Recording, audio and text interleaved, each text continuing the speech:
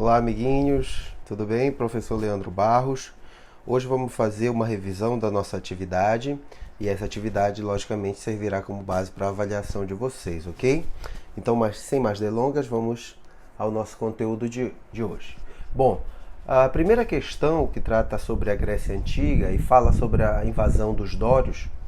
Essa invasão ela vai provocar a primeira grande diáspora que se tem notícia na história da Grécia e no povo ocidental.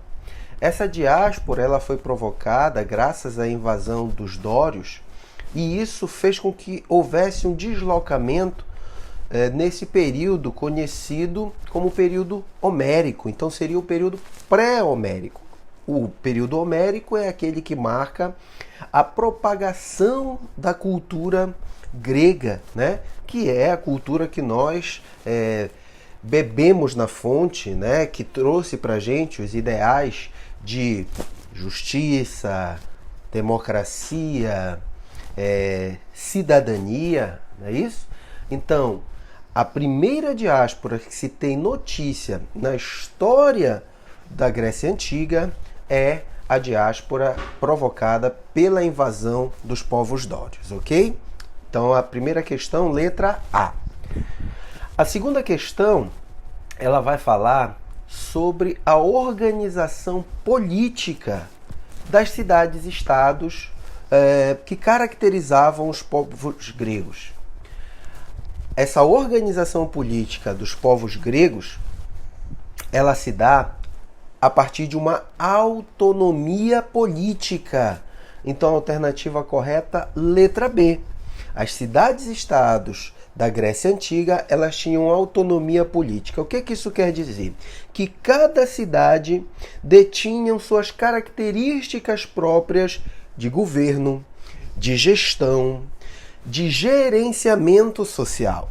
Por exemplo, Esparta tinham dois reis. O rei guerreiro e o rei ancião, que era aquele que cuidava da sabedoria de seu povo e aquele rei que cuidava da arte de guerrear. A Atenas, por exemplo, vivia sobre um regime democrático, de uma democracia participativa, onde os indivíduos participavam diretamente das decisões daquela sociedade, ok? Então, segunda questão, letra B. Na terceira questão, ela fala a Guerra do Peloponeso. Era um conflito entre duas cidades-estado e suas respectivas aliadas. Que cidades foram essas? Bom, foram as duas principais cidades gregas, Atenas e Esparta. Esse conflito, né, que ficou conhecido como a Guerra do Peloponeso, se deu pelas seguintes razões. Primeira, expansão do território, domínio do território. Pensar em domínio do território é pensar em acúmulo de poder. Segundo, a consolidação do sistema político ateniense incomodava os espartanos do ponto de vista do desenvolvimento social daquela sociedade. Então, essa guerra ela vai se dar por questões territoriais, políticas e econômicas, tá ok? Então, a Guerra do Peloponeso é o conflito entre Atenas e Esparta, cidades gregas, pelo domínio de território, pela conquista de espaço e pelo incômodo que a consolidação e o prestígio de Atenas, do ponto de vista político, estava causando para Esparta, ok? Na terceira questão, então, letra E, Atenas e Esparta. Na quarta questão, nós trabalhamos